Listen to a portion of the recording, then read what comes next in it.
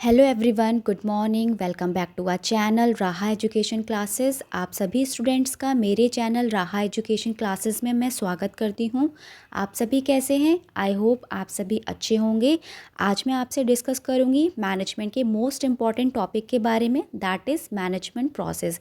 आइए जानते हैं इस वीडियो में मैनेजमेंट के कौन कौन से स्टेप्स हैं जिनके थ्रू हम मैनेजमेंट की एक अच्छी प्रोसेस कर सकते हैं और मैनेजमेंट को एक इफ़ेक्टिव मैनेजमेंट में कन्वर्ट कर सकते हैं। तो स्टूडेंट, सबसे पहले हम डिस्कस कर लेते हैं what is management process. Management process किसे कहते हैं? देखिए क्या लिखा है, it is also known as process of management. Management process को हम क्या बोल सकते हैं? प्रोसेस ऑफ मैनेजमेंट भी बोल सकते हैं।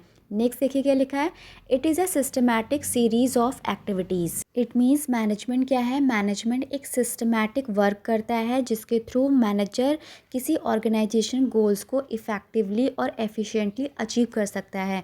मैनेजमेंट में अगर मैनेजमेंट की प्रोसेस सिस्टमैटिक नहीं होंगी तो एक प्रॉपर रिजल्ट नहीं निकल के आ पाता है। इसीलिए कहते हैं कि मैनेजमेंट क्या है? सिस्टमैटिक सीरीज ऑफ एक्टिविटीज़ है। देखिए स्टूडेंट्स, नेक्स्ट पॉइंट क्या लिखा है मैनेजमेंट प्रोसेस के बारे में, it encompasses a series of interrelated steps or functions performed by managers to ensure the organization's smooth operation. It means management क्या है? management जहाँ हम कह रहे हैं कि systematic series of activities है, वहीं दूसरी तरफ ये कहा गया है कि management के जितने भी steps होते हैं या management में जितनी भी activities होती हैं वो कैसी होती हैं? को रिलेटेड होती हैं, इंटर रिलेटेड होती हैं, ताकि मैनेजमेंट के जितने भी स्टेप्स हैं, फंक्शंस हैं, उन्हें मैनेजर ईजिली कर सके और ऑर्गेनाइजेशन में वर्क कैसा हो? स्मूथ वर्क हो सके। ऑर्गेनाइजेशन में रहने वाला हर एम्प्लॉय एक सिस्टम में वर्क कर सके। इसी को कहते हैं हम मैनेजमेंट प्रोसेस। सो आइए अब डिस्कस कर लेते हैं steps in management process. Management process के कौन कौन से स्टेप्स होते हैं? मैंने आपको पहले बताया था कि स्टेप्स मैनेजमेंट प्रोसेस में इंपॉर्टेंट रोल प्ले करते हैं, क्योंकि कोई भी मैनेजर के लिए क्या इंपॉर्टेंट है? वर्क को सिस्टमैटिक करना, क्योंकि अगर वर्क सिस्टमैटिक होगा तभी कंपनी के ऑर्गेनाइजेशन के ऑब्जेक्टिव्स गोल्स अचीव हो पाएंगे। सो एक इफ़ेक्टिव मैनेजमेंट प्रोसेस के लिए कुछ स्टेप्स को फॉलो करना पड़ता है। फर्स्ट है प्लानिंग, सेकंड है कंट्रोलिंग और लास्ट है इवैल्यूएशन। तो जब हम एक इफ़ेक्टिव मैनेजमेंट प्रोसेस करते हैं तो हमारे मैनेजमेंट को 3 स्टेप से जाना पड़ता है। आइए डिस्कस करते हैं वन बाय वन करके, सभी स्टेप्स के बारे में डिटेल में जानते हैं। सो मैनेजमेंट प्रोसेस का फर्स्ट इम्पॉर्टेंट स्टेप क्या है स्टूडेंट्स? प्लानिंग। देखिए प्लानिंग में क्या लिखा है, it refers to use of resources to get the outcome in a planned और ऑर्गेनाइज्ड वे। बेसिकली प्लानिंग का मतलब क्या होता है? Use of resources. मैंने आपको इससे प्रीवियस लेक्चर में आपको बताया था रिसोर्सेज क्या होते हैं। वो संसाधन जिनसे मनुष्य अपनी आवश्यकताओं की पूर्ति करता है उन्हें हम रिसोर्सेज कहते हैं। तो प्लानिंग में क्या होता है? उन्हीं रिसोर्सेज का, जो ह्यूमन रिसोर्सेज हैं और नॉन ह्यूमन रिसोर्सेज, उनका अच्छी तरीके से यूज़ करना ही प्लानिंग है। क्योंकि अगर हम रिसोर्सेज का अच्छी तरीके से यूज़ करेंगे तो उसके आउटकम्स कैसे आएंगे? इफ़ेक्टिव वे में आएंगे, प्लान्ड वे में आएंगे, ऑर्गेनाइज्ड वे में आएंगे, जिससे कि ऑर्गेनाइजेशन के गोल्स फुलफिल हो पाएंगे। देखिए नेक्स्ट पॉइंट क्या लिखा है, planning should always be future oriented. Planning कैसी होनी चाहिए स्टूडेंट्स? फ्यूचर ओरिएंटेड होनी चाहिए। हमें फ्यूचर में कैसे वर्क करना है, कहाँ वर्क करना है, ये सब हमें पहले ही प्लान करना होता है, ताकि हम फ्यूचर में आने वाले जितनी भी प्रॉब्लम्स हैं उन्हें ईजिली हम फेस आउट कर सकते हैं। कोई भी पर्सन वर्क करने से पहले प्लान बना लेता है कि वर्क कैसे होगा, वर्क को कैसे एग्जीक्यूट करेंगे और वर्क के क्या आउटकम्स निकल के आएंगे। तो हर पर्सन को वर्क करने से पहले ही प्लानिंग कर लेनी चाहिए। नेक्स्ट पॉइंट है setting goals, defining strategies and determining the best course of action to achieve objectives.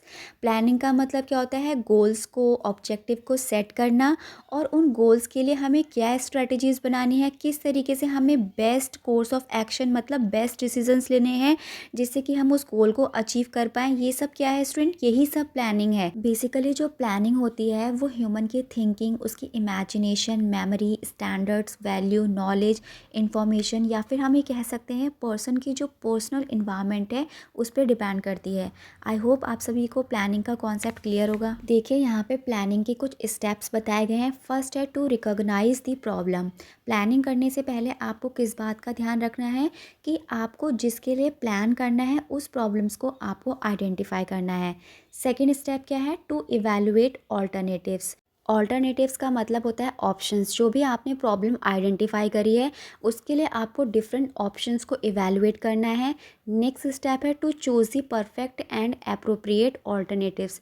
जो भी आपकी प्रॉब्लम है उसके लिए आपको बेस्ट ऑल्टरनेटिव को सेलेक्ट करना है। नेक्स्ट स्टेप है plan to work on the alternative. जो भी आपने ऑल्टरनेटिव सेलेक्ट करा है उस पर आपको वर्क करना है। नेक्स्ट और लास्ट प्लानिंग का स्टेप है that is to accept the emergency consequences. It means आपकी प्लानिंग के जो भी रिजल्ट निकल के आते हैं, जो भी आउटकम्स आते हैं, चाहे वो पॉजिटिव हैं चाहे वो नेगेटिव हैं, उसके लिए आपको रेडी रहना है। सो ये कुछ प्लानिंग के स्टेप्स थे जो आपको फॉलो करने पड़ेंगे जब आप एक इफ़ेक्टिव प्लानिंग करेंगे। आई होप आप सभी को क्लियर होगा। चलते हैं next step of management process की, दैट इज़ कंट्रोलिंग। कंट्रोलिंग क्या होता है स्टूडेंट? ये मैनेजमेंट प्रोसेस का सेकंड इंपॉर्टेंट स्टेप है। देखिए क्या लिखा है students, monitoring performance, comparing results with goals and taking corrective actions if necessary. It means controlling क्या करता है? परफॉर्मेंस को मेजर करता है, परफॉर्मेंस को मॉनिटर करता है। इवन प्लानिंग के बाद जितने भी आउटकम्स निकल के आए हैं, जितने भी रिजल्ट्स निकल के आए हैं, उन्हें कंपेयर करता है ताकि गोल्स तक ईजिली पहुंच सके। इसके अलावा अगर प्लानिंग में कुछ करेक्टिव एक्शंस की नीड होगी तो उस करेक्टिव एक्शंस को करना किसकी रिस्पॉन्सिबिलिटी है स्टूडेंट्स? कंट्रोलिंग की रिस्पॉन्सिबिलिटी है। या फिर हम ये कह सकते हैं कि प्लानिंग को परफेक्ट कौन बनाता है? कंट्रोलिंग बनाता है। नेक्स्ट पॉइंट देखिए क्या लिखा है, according to Fox the process of control is conducted on the implementations. Fox एक ऑथर हैं जिन्होंने क्या बोला है कि कंट्रोलिंग एक ऐसी प्रोसेस है जिसका मतलब क्या होता है? इम्प्लीमेंटेशन करना। ठीक है, जब प्लान्स बन जाते हैं तो प्लान्स को बनाना ही इनफ नहीं होता है, उन प्लान्स को इम्प्लीमेंट करना, अप्लाई करना भी उतना ही ज़रूरी है जितना कि प्लान्स को बनाना। तो इम्प्लीमेंटेशन का वर्क कौन करता है? कंट्रोलिंग करता है। सो कंट्रोलिंग के अंदर कुछ इंपॉर्टेंट मैनेजमेंट के फैक्टर्स आते हैं जिन्हें हम मैनेजमेंट ऑफ आर्ट भी कह सकते हैं। तो ये फैक्टर्स हैं जैसे leadership, understanding, motivational factors like goals, standards, values, ये सब क्या है? कंट्रोलिंग के अंदर आते हैं। सो यहाँ पे कंट्रोलिंग के कुछ स्टेप्स बताए गए हैं। मैनेजमेंट की प्रोसेस में प्लानिंग की जितनी इंपॉर्टेंस है उतनी ही कंट्रोलिंग की इंपॉर्टेंस है। तो देखिए कंट्रोलिंग के 3 मेन स्टेप्स होते हैं। फर्स्ट है इम्प्लीमेंटेशन, सेकेंड है चेकिंग, थर्ड है एडजस्टमेंट। सो पहले हम डिस्कस कर लेते हैं इम्प्लीमेंटेशन को। बेसिकली कंट्रोलिंग प्रोसेस का जो फर्स्ट स्टेप है वो क्या है? इम्प्लीमेंटेशन है। जब भी कोई प्लान्स मैनेजमेंट में बन जाते हैं तो उन प्लान्स को बनने के बाद उन्हें इम्प्लीमेंट किया जाता है ताकि उन प्लान्स में हम न्यू आइडियाज़, क्रिएटिव आइडियाज़ को अप्लाई कर सकें और प्लानिंग कैसी हो? परफेक्टली हो सके। इवन जितनी भी प्रॉब्लम है वो इम्प्लीमेंटेशन के थ्रू डिज़ोल्व हो जाती हैं। सो सेकेंड कंट्रोलिंग का स्टेप क्या है स्टूडेंट्स? चेकिंग। चेकिंग एक ऑटोमेटिक प्रोसेस है जो कब अप्लाई होती है? जब भी कोई प्लान्स हम इम्प्लीमेंट करते हैं तो उससे पहले हम चेकिंग की प्रोसेस को अप्लाई करते हैं ताकि हमारा इम्प्लीमेंटेशन प्लान का परफेक्ट हो सके और जितनी भी मिस्टेक्स हैं वो इम्प्लीमेंटेशन के टाइम पर ही ऑब्जर्व कर सके ताकि प्लान सक्सेसफुल हो पाएँ। तो कंट्रोलिंग का लास्ट और थर्ड स्टेप क्या है स्टूडेंट? एडजस्टमेंट। एडजस्टमेंट का मतलब क्या होता है?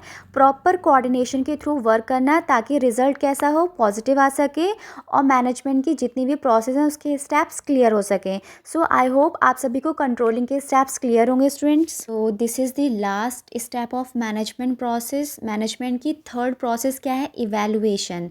देखिए क्या लिखा है, evaluation in the management process refers to assessing performance, outcomes and effectiveness in achieving organizational goals। Evaluation का मतलब क्या होता है? इवैल्यूएशन मैनेजमेंट की एक लास्ट प्रोसेस है जिसका मतलब क्या होता है कि जो भी हमने प्लानिंग करी है, जो भी हमने कंट्रोलिंग की है, उसकी परफॉर्मेंस को असेस करना ताकि जो भी आउटकम्स, जो भी रिजल्ट निकल के आए हैं ऑर्गेनाइजेशन के लिए वो कैसे हो? इफ़ेक्टिव हो। कभी कभी क्या होता है बेसिकली इवैल्यूएशन की प्रोसेस पॉजिटिव नहीं भी होती है क्योंकि वो डिपेंड करती है कि प्लानिंग और कंट्रोलिंग किस तरीके से की गई है। अगर प्लानिंग स्टेप वाइज करी गई है, कंट्रोलिंग स्टेप वाइज करी गई है तो हमेशा मैनेजमेंट के जो रिजल्ट्स हैं, आउटकम्स हैं वो पॉजिटिव आएंगे। सो इन शॉर्ट में हम कह सकते हैं इवैल्यूएशन क्या है? एक प्रॉपर गाइडेंस है फ्यूचर के प्लान्स के लिए। इवैल्यूएशन सिचुएशन को एनालिसिस करने के साथ साथ सिचुएशन को इम्प्रूव करने का काम भी करती है। यहाँ पे इवैल्यूएशन के कुछ टाइप्स बताए गए हैं। 2 टाइप के इवैल्यूएशन होते हैं, रिलेटिव इवैल्यूएशन और एब्सोल्यूट इवैल्यूएशन। देखिए रिलेटिव इवैल्यूएशंस क्या होते हैं, बेसिकली जो रिलेटिव इवैल्यूएशन होते हैं वो बेस्ड ऑन टाइम होते हैं और इनका नेचर कैसा होता है, सिंपल होता है। बेसिकली रिलेटिव इवैल्यूएशन वो इवैल्यूएशन होता है जिसमें 2 सिमिलर प्लान्स को इवैल्यूएट किया जाता है, और एब्सोल्यूट इवैल्यूएशन वो इवैल्यूएशन होता है बेसिकली जिसमें डिटेल में किसी भी चीज़ का इवैल्यूएशन किया जाता है। फॉर एग्ज़ाम्पल के लिए अगर आपने कोई प्लान बनाया है तो प्लान बनाने से पहले भी आप उसको चेक करेंगे और प्लान बनाने के बाद भी उसकी कॉन्सिक्वेंसेस को आप चेक करेंगे। तो अगर प्लान डिटेल में उसकी चेकिंग हो रही है तो उसे हम एब्सोल्यूट इवैल्यूएशन कहते हैं। सो स्टूडेंट, मैनेजमेंट की जो प्रोसेस है उनके 3 स्टेप्स जो है वो इम्पॉर्टेंट है, बट कहीं कहीं पे मैनेजमेंट के जो प्रोसेस हैं उनकी 5 स्टेप्स और एलिमेंट्स भी बताए गए हैं। देखिए कौन कौन से हैं, planning, organising, controlling, staffing and leading, जिसमें से आपको मैं प्लानिंग और कंट्रोलिंग के बारे में ऑलरेडी बता चुकी हूँ। तो आइए जो 3 एलिमेंट्स स्टेप्स रह गए उनको भी डिस्कस कर लेते हैं। देखिए फर्स्ट हेडिंग क्या है, दैट इज़ ऑर्गेनाइजिंग। ऑर्गेनाइजिंग का मतलब क्या होता है, अलोकेटिंग रिसोर्सेज एफिशिएंटली। जितने भी प्लानिंग के टाइम में रिसोर्सेज चाहिए होते हैं जैसे human resources, non human resources, इनको सबसे पहले ऑर्गेनाइज करना होता है, एलोकेट करना होता है। उसके बाद क्या होता है, defining roles and responsibilities within the organisations. Resources के अकॉर्डिंग लोगों को जो रोल्स और रिस्पॉन्सिबिलिटी है उसे डिवाइड करना ऑर्गेनाइजिंग कहलाया जाता है। लास्ट है establishing a structure to facilitate coordination and communication. जितने भी एम्प्लॉय हैं उनके बीच में एक अच्छा कोऑर्डिनेशन, एक अच्छा कम्युनिकेशन होना ही ऑर्गेनाइजिंग कहलाया जाता है।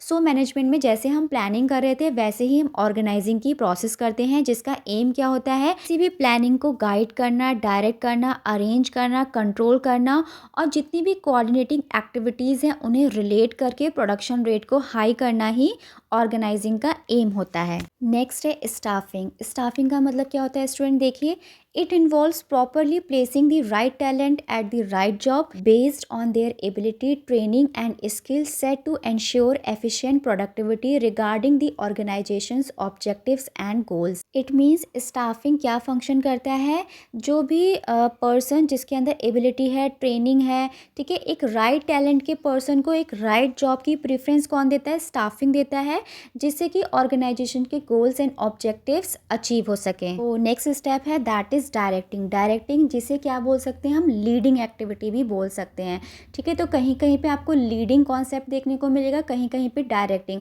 तो दोनों एक ही टर्म है। देखिए इसमें क्या लिखा है, motivating employees and guiding teams towards goals.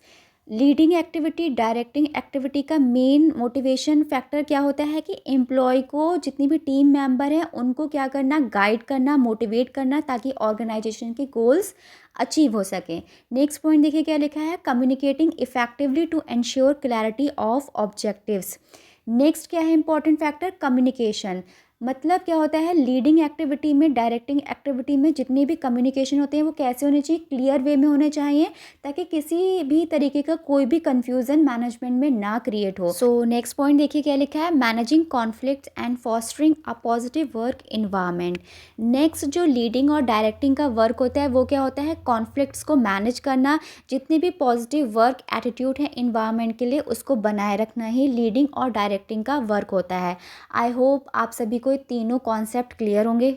So student, अगर आपको वीडियो अच्छी लगे तो वीडियो को लाइक करिएगा, चैनल को सब्सक्राइब करिएगा, वीडियो पे कमेंट करके ज़्यादा से ज़्यादा वीडियो को शेयर करिएगा। मिलते हैं नेक्स्ट लेक्चर में नए टॉपिक के साथ, तब तक के लिए bye bye. Thank you so much for watching my video.